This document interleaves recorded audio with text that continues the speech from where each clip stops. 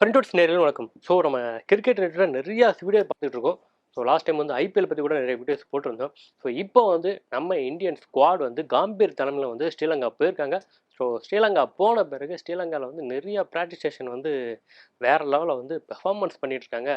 So நம்ம காம்பீர் அவர்கள் என்ன சொல்லியிருக்காங்கன்னா, நெட் ப்ராக்டிஸ் செஷனில் வந்து நிறைய பேர் வந்து ஸ்டோக் வச்சு ஆடுறது, டிரைவ் ஆடுறது இதெல்லாம் வந்து பார்த்துட்டு, நீங்கள் வந்து T20யில் ஆட போகிறீங்க. ஸோ நீங்கள் ஃபஸ்ட்டு பால்லேருந்து ஹிட்டிங் போங்க. உங்களுக்கு ட்ரைனிங் ஒன்லி ஹிட்டிங் மட்டும் தான். இந்த பாலை எப்படி சிக்ஸ் அடிக்கணும், இந்த பால் எப்படி ஃபோர் அடிக்கணும் மட்டும் யோசிங்க. வேறு எதுவும் யோசிக்க வேண்டான்ற மாதிரி சொல்லியிருக்காங்களா. ஸோ இந்த விஷயங்கள் வந்து நம்ம டீம் பிளேயர்ஸுக்குலாம் வந்து பார்த்திங்கன்னா, ரொம்ப ஒரு சந்தோஷத்தையும் ஒரு குதூகலத்தையும் கொடுத்துருந்து எல்லாருமே சொல்லிட்டு இருக்காங்க. ஆனால் ஒருத்தரை தவிர. அந்த ஒருத்தர் யாருன்னு சொல்லிட்டு நான் சொல்லும்போது நிறைய பேருக்கு தெரிஞ்சிருக்கும்னு நினைக்கிறேன். எஸ், அவர் வந்து சுப்மன் கில் தான். ஸோ நான் பாஸ்ட் வீடியோஸ்லாம் வந்து நான் ருத்ராஜுக்காக பேசும்போது நிறையா பேர் என்ன சொல்லியிருந்தீங்கன்னா, நான் வந்து சுப்மன் கில் வர்சஸ் ருத்ராஜ் கெய்க்வாட் வந்து கம்பேரிசன் பண்ணேன். ஆக்சுவலாக T20க்கு மட்டும்தான் அதை பண்ணியிருந்தேன். ஆனால் நிறைய பேர் வந்து கீழே கமெண்ட்ஸில் வந்து சுப்மன் கில் பற்றி உங்களுக்கு தெரியுமா, அவர் எவ்வளோ பிளேயர் தெரியுமா, அவரெல்லாம் எப்படி நீங்கள் இப்படி பேசலாம் அவனு எல்லாம் சொல்லிட்டு இருந்தீங்க. ஆக்சுவலாக நான் சுப்மன் கில்லை பற்றியும் அவரோட பேட்டிங் திறமையை பற்றியும் எப்பவுமே குறைச்சி மதிப்பிட்டதே கிடையாது. ஸோ அவர் வந்து நல்ல ஒரு பேட்ஸ்மேன், எந்த சந்தேகமும் கிடையாது. ஸோ நம்ம எப்பவும் வந்து ஒரு பேட்ஸ்மேன் வந்து தரக்குறைவாக பேசி இன்னொரு பேட்ஸ்மேன் வந்து நம்ம வந்து உயர்வாக பேச போகிறது கிடையாது. ஆனால் அந்த கம்பேரிசன் வரும்போது T20யில் வந்து இவருக்கு ஸ்ட்ரைக் ரேட் அதிகமாக இருக்குது, ஆவரேஜ் அதிகமாக இருக்குது. ஸோ வளர்ந்து வரக்கூட ஒரு பிளேயருக்கு வாய்ப்பு கொடுக்கணும்னு நம்ம சொல்லிட்டு இருந்தோம். ஸோ இப்போ வந்து விஷயத்துக்கு வருவோம். இப்போ ஸ்ரீலங்காவில் நம்ம இந்தியன் டீம் வந்து ப்ராக்டிஸ் எடுத்துகிட்டு இருக்குல்ல, அதில் வந்து நம்ம காம்பீர் போட்ட கண்டிஷன் என்னன்னா, முக்கியமாக வந்து சுப்மன் கில்லுக்கு வந்து அவர் வந்து ஓப்பனிங் வேறு இறங்குறாரு. நீங்கள் வந்து பவர் பிளேயில் வேறு ஆட போகிறீங்க. ஸோ உங்களோட பேட்டிங் வந்து பார்த்தீங்கன்னா ஜெய்ஸ்வாலுக்கு ஈக்குவலாக போகணும். ஸோ ஜெய்ஸ்வாலோட அதிகமாக நீங்கள் போக வேண்டாம். ஸோ அவருக்கு வந்து ரொட்டேட் பண்ணுறதுன்னு சொல்லுவாங்க நம்ம கிரிக்கெட்டோட ஃபார்மேட்டில். ஸோ ஒன் டேவாக இருக்கட்டும், டெஸ்ட்டாக இருக்கட்டும், ஒருத்தர் பேட்ஸ்மேன் ஆடினாலும் ஆப்போனண்ட் இருக்க பேட்ஸ்மேன் வந்து அவருக்காக ரொட்டேட் பண்ணி கொடுப்பாங்க. ஸோ இவர் ஒரு சிங்கிள் ஆடும்போது இன்னொருத்தர் அடித்து ஆடும்போது தான் வந்து அவர் ஈவனான ஒரு பார்ட்னர்ஷிப் பில்ட் ஆகுன்றதுக்காண்டி அப்படி பண்ணுவாங்க. ஆனால் இப்போ இருக்கிற சுச்சுவேஷனில் அதுவும் T20 ஃபார்மேட் இப்போ எல்லாருமே ஆட ஆரம்பிச்சிட்டாங்க. அதுலேயும் குறிப்பாக ஃபஸ்ட்டு பாலை வந்து நம்ம அபிஷேக் சர்மா மாதிரி அடிக்கக்கூடிய ஆட்களுக்கு தான் இந்த T20ன்னு எல்லாருக்குமே தெளிவாக தெரிஞ்சு வச்சுருந்தான். ஆனால் அபிஷேக் சர்மா இந்த டீம் இல்லை, அப்புறம் எப்போ அவரை பற்றி பேசிகிட்டு இருக்கேன். ஒரு எக்ஸாம்பிள் சொன்னேன். ஆனால் அவர் இடத்துக்கு தான் இப்போ வந்து கில் ஆடிக்கிட்டு இருக்காரு. என்னப்பா அவரோட நீ எப்படிப்பா சொல்லலாம் அப்படின்னு. அதாவது அவரோட ஓப்பனிங் பொசிஷனில் கில் ஆடுறாரு இல்லையா, அதனால் சொன்னேன். ஸோ இந்தியன் டீமில் அபிஷேக் சர்மா வந்தால் கண்டிப்பாக ஓப்பனிங் தான் இருக்கணும், ஒன்டன் வந்து கெய்க்வாடாக தான் இருக்கும். ஆனால் இந்த 2 பொசிஷனுக்கு தான் நம்ம கில் அவர்கள் வந்து ரொம்ப காம்படிட்டர் ஹெவியாக வந்து உட்காந்துட்டு இருக்காரு. அதுக்கு வந்து என்னென்ன காரணம் சொன்னால் நம்ம எல்லாருமே பார்த்தாச்சு. ஸோ நம்ம காம்பீர் வந்து கில்லை வந்து பேட்டிங் ஸ்ட்ரைக் ரேட்டை வந்து இம்ப்ரூவ் பண்ண சொல்லியிருக்கதா சொல்கிறாங்க. உண்மையில் அவர் வந்து இம்ப்ரூவ் பண்ண நம்ம இந்தியன் டீமுக்கு தான் நல்லது, அதில் எந்த சந்தேகமும் இல்லை. ஸோ அதற்கு அடுத்தபடியாக நம்ம பவுலிங் செஷன் வரும்போது அவரோட சாய்ஸ் எல்லாமே பார்த்தீங்கன்னா லெஃப்ட் ரைட் காம்பினேஷன் தான் இருக்குன்னு சொல்லிட்டு இருக்காங்க. ஸோ பவுலிங்கில் நம்ம கூட இருக்கிறது யாருன்னு பார்த்தீங்கன்னா ஹர்ஷிப் சிங். ஸோ அவர் எல்லாருக்குமே தெரியும், வேர்ல்டு கப் வந்து வேறு லெவலில் பெர்ஃபார்ம் பண்ணியிருந்தார். அதேமாதிரி கலீல் அகமது பார்த்தீங்கன்னா லெஃப்ட்டு தான். ஆனால் இது எல்லாத்தையும் தாண்டி முகமது சிராஜுக்கு இப்போ வந்து வாய்ப்பு கொடுத்துருக்காங்கன்னு தான் கண்டிப்பாக சொல்லணும்.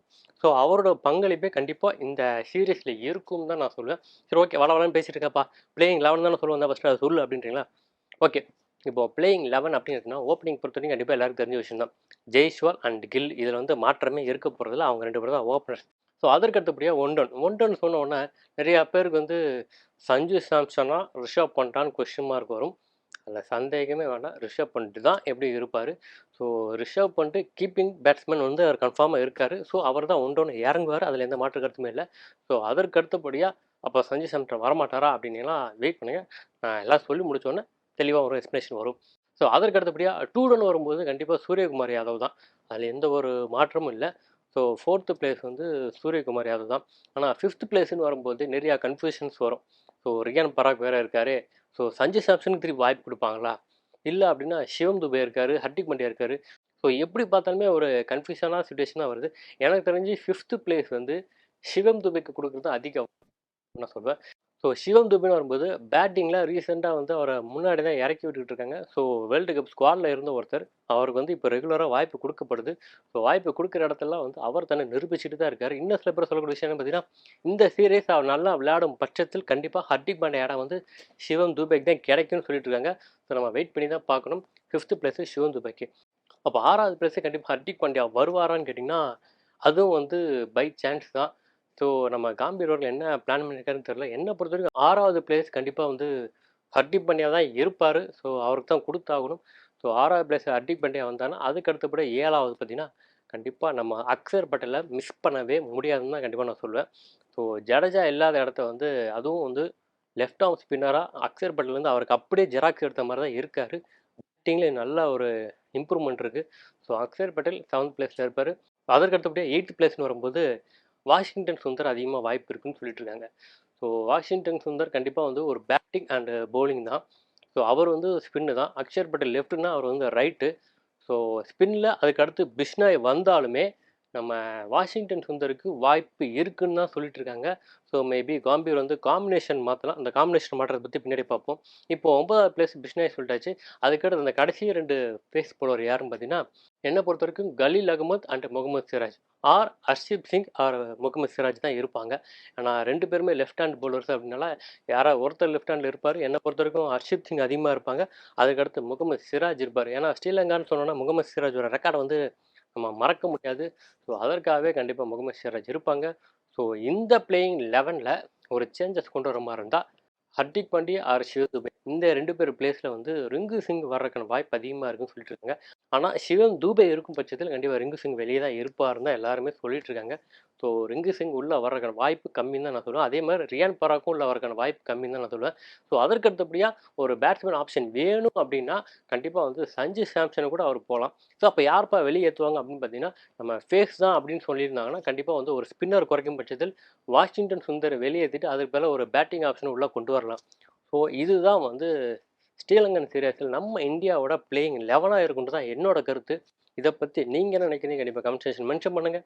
ஸோ இதெல்லாம் தாண்டி நம்ம டீமில் யார் இருந்தால் நல்லாயிருக்கும் நீங்கள் நினைக்கிறோம் அந்த பிளேயிங் 11 கண்டிப்பாக கமெண்ட் செக்ஷன் மென்ஷன் பண்ணுங்கள். ஸோ நான் நிறைய கமெண்ட் செக்ஷன் பார்க்குறேன். நிறைய பேர் வந்து தெளிவாக எக்ஸ்ப்ளனேஷன் பண்ணிக்கிட்டு இருக்கீங்க.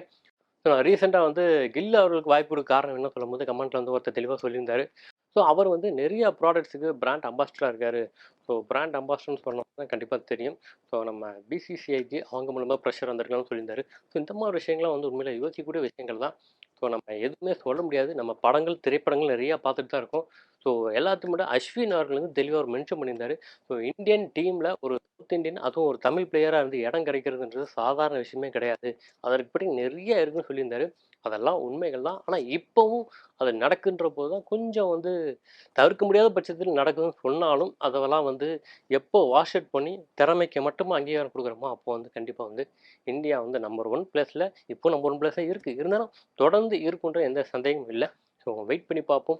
இப்போ நான் சொன்ன விஷயங்கள்லாம் போதுமானதாக இருக்கும் நம்புறேன். அடுத்த வீடியோவில் நம்ம ஐபிஎல் பற்றின டீட்டெயில் நிறைய விஷயம் பார்க்க போகிறோம். தொடர்ந்து வாட்ச் பண்ணுங்க. இதோட இந்த விட முடிச்சுக்கிறேன். மட்டும் அடுத்த வீடியோ உங்களை சந்திக்கிறேன். அதுவரை உங்களில் விட சண்முகம்.